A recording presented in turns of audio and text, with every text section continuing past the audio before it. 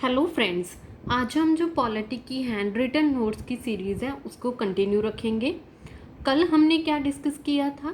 कल की वीडियो में हमने पढ़ा था प्रियम्बल के बारे में कि प्रियम्बल कैसे बना था और इसका आर्टिकल नंबर कौन सा है, और केशव नंद भारती केस था जिसमें प्रियम्बल को हम अमेंड कर सकते हैं या नहीं।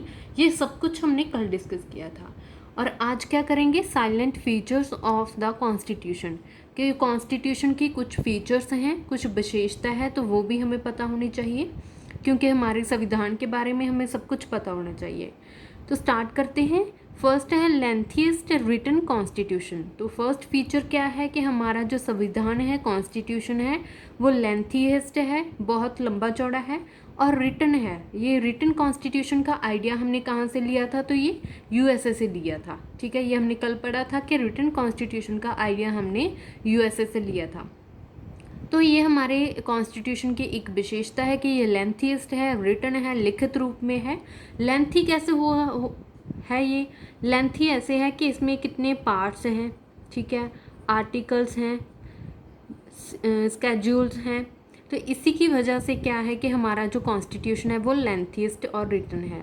पार्ट कितने हैं? अब इसमें 25 पार्ट हैं, लेकिन 1950 में जब कॉन्स्टिट्यूशन बना था तो उस टाइम पे कितने थे? 22 पार्ट थे। ये अभी आपको याद रखना है क्योंकि यहाँ से भी क्वेश्चन बनता है एग्जाम में। आर्टिकल अब कितने हैं? 448, और उस टाइम पे कितने थे? 395 थे। ठीक है, स्केड्यूल अब कितने हैं? तो 12 है, लेकिन जब कॉन्स्टिट्यूशन बना था तो उस टाइम पे 8 थे। ये आपने याद रखना है। सेकंड पॉइंट है इंडिपेंडेंट जुडिशरी, कि हमारे कॉन्स्टिट्यूशन में जो जुडिशरी है जिसे क्या कहा जाता है? न्यायपालिका कहा जाता है। तो ये क्या है? इंडिपेंडेंट है। ठीक है, ऐसा नहीं है कि कोई इंसान आएगा पैसा देगा। जैसे हमारी न्यायपालिका क्या है? जुडिशरी में क्या आता है? डिस्ट्रिक्ट कोर्ट, हाई कोर्ट और सुप्रीम कोर्ट। ये सभी तीनों कोर्ट्स हैं जो हमारा न्याय करती है, जिसमें केस चलते हैं। तो ऐसा नहीं है कि कोई अमीर जहाँ रिच पर्सन आएगा, स्पेशल पर्सनैलिटी आएगी तो उसका केस पहले लड़ा जाएगा, जहाँ उसके जो उसकी फेवर में कुछ डिसीजन लिया जाएगा। तो ऐसा बिल्कुल भी नहीं है। मीन्स हमारी जो जुडिशरी है इंडिपेंडेंट है, सबको जो बराबर का, इक्वल का न्याय मिलना चाहिए, इंडिपेंडेंट होना चाहिए। तो इसीलिए हमारी जो कोर्ट हैं तीनों, district, high court and supreme court, इसमें जो भी डिसीज़न फैसला लिया जाता है वो इंडिपेंडेंट होता है, किसी के स्पेशल पर्सनालिटी या किसी चीज़ को लेकर किसी के फेवर में नहीं होता, वो हमेशा इंडिपेंडेंट होता है ताकि सभी को न्याय मिल सके। थर्ड पॉइंट है सेकुलर स्टेट। ये क्या होता है? धर्मनिरपेक्ष। ठीक है, कि किसी का ऐसा नहीं है कि कॉन्स्टिट्यूशन में कोई स्पेशल रिलीजन को मेंशन किया हुआ है कि आपने इसी रिलीजन को मानना है। कॉन्स्टिट्यूशन में धर्मनिरपेक्ष दिया हुआ है, सेकुलर स्टेट दिया हुआ है कि आप किसी अपनी नीड के अकॉर्डिंग, अपनी मर्जी के अकॉर्डिंग, अपने, ठीक है, तो किसी भी धर्म को आप मान सकते हो, किसी भी धर्म की पाठ पूजा कर सकते हो। तो ये आपके ऊपर है। इसलिए ये हमारे कॉन्स्टिट्यूशन की एक फीचर है कि ये सेकुलर स्टेट है, धर्मनिरपेक्ष है। नेक्स्ट है यूनिवर्सल अडल्ट फ्रेंचाइज। इसमें क्या है? यूनिवर्सल अडल्ट फ्रेंचाइज का मीनिंग क्या होता है कि आपको वोटिंग का अधिकार है। ठीक है, कि आपको वोटिंग का अधिकार है।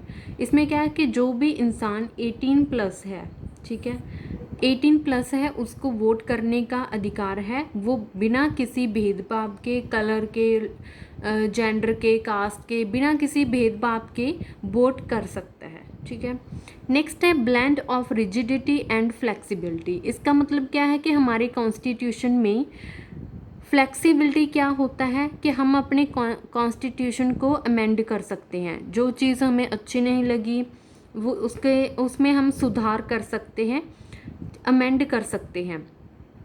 ठीक है, तो इसमें कुछ ऐड करना है, कुछ चेंज करना है, अमेंड करना है, वो क्या है? फ्लेक्सिबिलिटी है। कुछ चीज़ें तो है कि इजीली हो जाती है, जो इजीली हो जाती है उसे कहा जाता है फ्लेक्सिबिलिटी, और जो थोड़ी टफ होती है उसे कहा जाता है रिजिडिटी। ठीक है, इसे कहा जाता है blend of rigidity and flexibility, कि हमारा कॉन्स्टिट्यूशन जिसमें अमेंड करना थोड़ा हार्ड भी है और फ्लेक्सिबल भी है। ठीक है। इसमें क्या है, रिजिडिटी कैसे होता है कि अगर हमने पार्लियामेंट में, ठीक है, पार्लियामेंट में कुछ अमेंड करना है तो उस वहाँ पे क्या होगा, हमें पहले प्रेसिडेंट की, फिर लोकसभा की, राज्यसभा की, इन तीनों की परमिशन लेनी होगी। अगर इन तीनों में से किसी एक ने भी रिजेक्ट कर दिया तो वो अमेंड नहीं होगा, ठीक है। तो इसीलिए है कि जो इसमें कॉन्स्टिट्यूशन में अमेंड करना रिजिडिटी भी है, हार्ड भी है, टफ भी है, कि आपको जैसे पार्लियामेंट में करनी है तो तीनों की परमिशन लेनी होगी।